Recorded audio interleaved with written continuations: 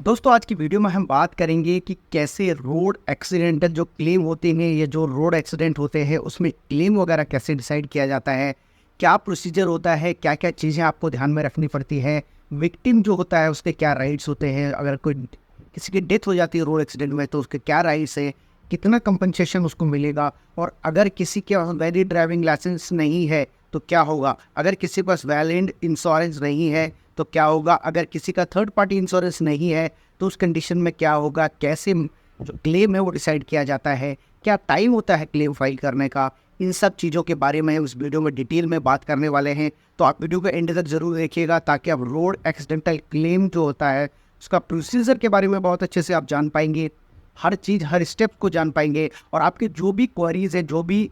Issues है, जो भी प्रॉब्लम्स है या जो भी आपके क्वेश्चंस है वो इस वीडियो में कोशिश करेंगे सॉल्व करने की। तो आप वीडियो के एंड तक जरूर देखिएगा ताकि आपको सारी जानकारी मिल सके। दोस्तों देखिए, जब भी किसी केस में अगर कोई रोड एक्सीडेंट हो जाता है तो उस कंडीशन में उस बंदे को क्लेम ट्राइब्यूनल जो होता है, मोटर व्हीकल क्लेम ट्राइब्यूनल में क्लेम फाइल करना पड़ता है। इसके 2-3 प्रोसीजर हैं। आप चाहे तो डायरेक्टली भी फाइल कर सकते हैं, अगर केस में किसी की डेथ हो जाती है तो उसमें पुलिस, क्योंकि एफआईआर रजिस्टर हो जाती है तो पुलिस अपने आप क्लेम फाइल करती है, पुलिस वहाँ पे रिपोर्ट फाइल करती है, तो उसके बेसिस पे भी क्लेम ट्राइब्यूनल चाहे तो उसको एज ए क्लेम ट्रीट करके भी कंपनसेशन या जो कंपनसेशन है वो ग्रांट कर सकता है। दोस्तों देखिए, लोगों का सवाल ये आता था कि अगर रोड एक्सीडेंटल क्लेम जो होता है, अगर किसी का रोड एक्सीडेंट में किसी की डेथ हो जाती है, किसी को बहुत ज़्यादा इंजरी हो जाती है, तो वो कितने दिन तक क्लेम फाइल कर सकता है, उसका क्या लिमिटेशन का पीरियड है। दोस्तों मोटर व्हीकल एक्ट 1988 के सेक्शन 166 में कोई भी लिमिटेशन पीरियड नहीं था। आप कभी भी क्लेम ट्रिब्यूनल में जाके मोटर व्हीकल क्लेम का केस फाइल कर सकते थे, कंपनसेशन के लिए केस फाइल कर सकते थे। उसकी कोई लिमिटेशन जो है मोटर व्हीकल एक्ट 1988 के अंदर कहीं पे भी डिफाइन नहीं करी। सेक्शन 166 साफ साफ कहता था कि आप कभी भी फाइल कर सकते हैं,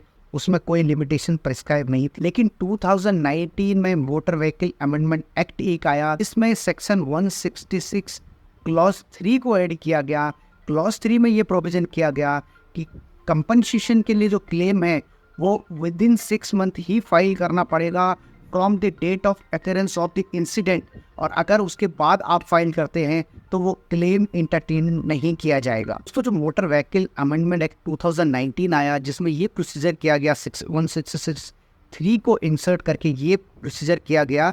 कि जो कंपनसेशन का क्लेम है वो within 6 month from the date of occurrence of incident ही फाइल कर सकते हैं। उसको अभी सुप्रीम कोर्ट में रिसेंटली एक PIL फाइल करके चैलेंज कर दिया गया है,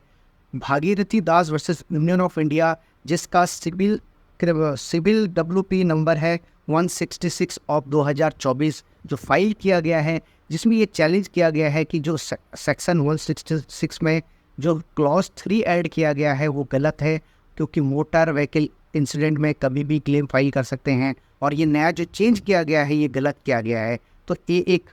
अपडेट भी है, ये मोटर व्हीकल एक्ट को जो अमेंडमेंट किया गया उसमें ये चेंज लाया जा रहा है। तो क्वेश्चन ये आता है कि अगर किसी की डेथ अगर हो जाती है मोटर इंसिडेंट में, तो उसका जो है कंपनसेशन किस तरीके से डिसाइड किया जाता है। उसके बहुत सारे रेशियो हैं, फैक्टर्स है, कोर्ट अलग अलग केस में अलग अलग तरीके से डिसाइड करती है, हर केस का फैक्टर डिफरेंट हो सकता है। तो बेसिकली अगर वो बंदा कमाता है उसकी सैलरी के ऊपर डिपेंड करता है, अगर उसके पास सैलरी स्लिप है तो उसके बेसिस पे डिसाइड किया जाता है। उसका फैक्टर्स देखे जाते हैं कि क्या प्रोसीजर, कितना वो कमाता था, कितनी उसकी एज थी, कितनी उसकी लाइफ आगे आगे वो कमाने की एज थी उसकी, क्या वो कमाता था, कितने उसके डिपेंडेंट थे, कितने लीगल एयर थे, मतलब कितने लोग उसके ऊपर डिपेंड थे, क्या इनकम थी, क्या एक्सपेंसेस थी, वो सारी चीज़ें कोर्ट डिटरमाइन करती है। ये हर केस में अलग अलग फैक्ट होते हैं, हर केस के फैक्ट डिफरेंट हो सकते हैं, उसके बेसिस पे जो है क्लेम जो है डिसाइड किया जाता था, कंपनसेशन क्लेम डिसाइड किया जाता है हर केस में। दोस्तों जब आप क्लेम फाइल करते हैं तो ट्राइब्यूनल में, तो उसमें एक और चीज़ ये दिखानी पड़ती है कि जो डेथ हुई अगर किसी पर्सन की मोटर व्हीकल एक्सीडेंट में, अगर एक्सीडेंट में किसी की डेथ थी तो उसमें जो बंदा मरा है, जो आदमी मरा है, उसकी कोई गलती नहीं थी, और जो सारी गलती थी वो मोटर व्हीकल चलाने वाला जो बंदा था, जो व्हीकल चलाने वाला ड्राइवर था या जो मालिक था या जो गाड़ी वाला था, उसकी ही गलती थी। ऑफेंडिंग व्हीकल की वजह से उसकी डेथ हुई, तो उसका ये सब सिनेरियोज हैं जिसके बेसिस पे क्लेम डिसाइड किया जाता है। अब लोगों का सवाल ये भी आता है कि जो क्लेम है क्या उसको ड्राइवर को देना पड़ेगा, या अगर वो ड्राइवर किसी की गाड़ी चला रहा है तो मालिक को देना पड़ेगा, या अगर इंश्योरेंस है तो क्या इंश्योरेंस कंपनी को पे करना पड़ेगा। तो देखिए, जो प्रोसीजर है वो ये है कि इंश्योरेंस आप इसीलिए लेते हो कि अगर किसी का एक्सीडेंट हो जाए, थर्ड पार्टी इंश्योरेंस अगर इसीलिए लेते हो कि अगर किसी का एक्सीडेंट हो जाए, बाई चांस उसको ज़्यादा नुकसान हो जाए, कोई परमानेंट इंजरी हो जाए या उसकी डेथ हो जाए, तो इंश्योरेंस कंपनी उस कंडीशन में पैसे जो है चेक के रूप में या डीडी के रूप में ट्राइब्यूनल में जमा कर देती है, जो भी अमाउंट डिसाइड किया जाता है या एज पर दी इंश्योरेंस पॉलिसी। ठीक है, बेसिकली अगर मोटर व्हीकल एक्ट के अकॉर्डिंग जो विकेरियस लायबिलिटी होती है वो मालिक की भी होती है, कि अगर ड्राइवर ने एक्सीडेंट किया है, मालिक की गाड़ी चला रहा है, तो मालिक भी जिम्मेदार है, ड्राइवर भी जिम्मेदार है, दोनों ज्वाइंटली और सेपरेटली दोनों की सेवरल लायबिलिटीज़ है। और मालिक जो है ड्राइवर की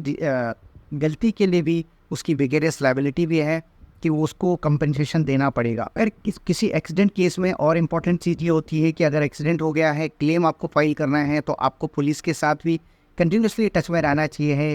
चाहिए ताकि आप ये आइडिया लगा सको कि वहाँ पे अभी क्या चल रहा है, क्या प्रोसीजर अभी फॉलो हो रहा है, क्या पुलिस रजिस्टर कर रही है, क्या इन्वेस्टिगेशन हो रही है, क्या क्या डॉक्यूमेंट पुलिस ने भी कलेक्ट करे हैं, गाड़ी का नंबर है, गाड़ी की आरसी है, उसके डॉक्यूमेंट्स किसके नाम पर रजिस्टर थी, कौन इंश्योरेंस कंपनी थी। तो आपको कंटिन्यूसली जो है पुलिस की भी टच में रहना है। अब देखिए, सवाल ये आता है कि अगर जो बंदा है जो गाड़ी चला रहा था उसके पास वैलिड इंश्योरेंस नहीं था या उसके पास थर्ड पार्टी इंश्योरेंस नहीं था और उसकी वजह से किसी को परमानेंट डैमेज हो जाता है या उसकी डेथ हो जाती है, तो उस कंडीशन में क्या होगा, पैसा कौन देगा, कंपनसेशन कौन देगा। तो देखिए, आप कंपनसेशन जब आप क्लेम फाइल करते हैं तो कंपनसेशन या तो ड्राइवर देगा,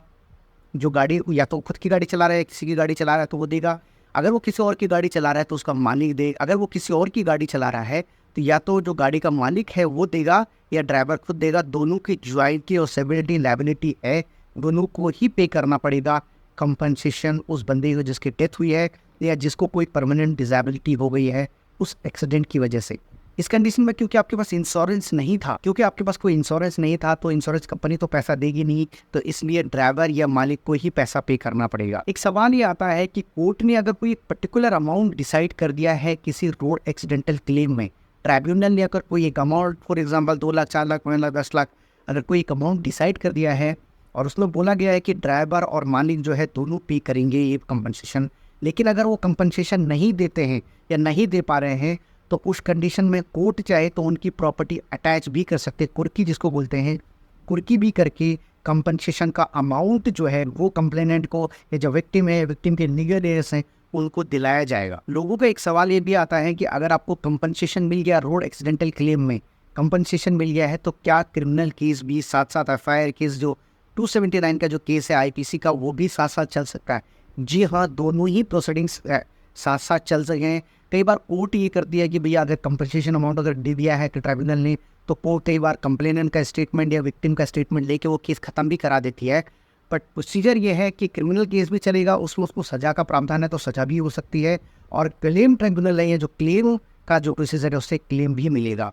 आई होप आपकी सारी क्वेरीज सॉल्व हो गई हो इस वीडियो में।